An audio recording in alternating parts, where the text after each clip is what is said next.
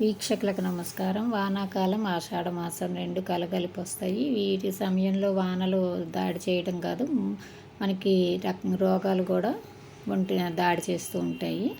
ఈ రోగాల నుంచి రక్షించుకోవాలంటే మనకి ఇమ్యూనిటీ బాగా కావాలి. ఆ ఇమ్యూనిటీ బూస్టరే మునగాకు. ఈ మునగాకుని మేము ఇదిగో నీళ్ళని టబ్బులు తీసుకొచ్చుకుని మునగ విత్తనాలు వేసుకుని ఇలా ఆకులు పెంచుకుంటున్నాం అన్నమాట.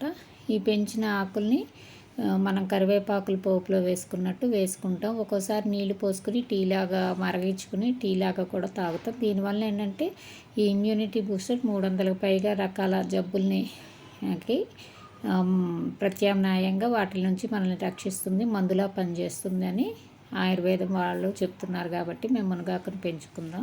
ఇది పెసరపప్పు అనమాట. ముందుగా ఇంగు పోపు వేసుకున్నాం, అందులో మునగాకుని శుభ్రం చేసేసుకుని అందులో ఇలాగ వేపేసుకున్నాం అనమాట. కట్ చేసుకోలేదు.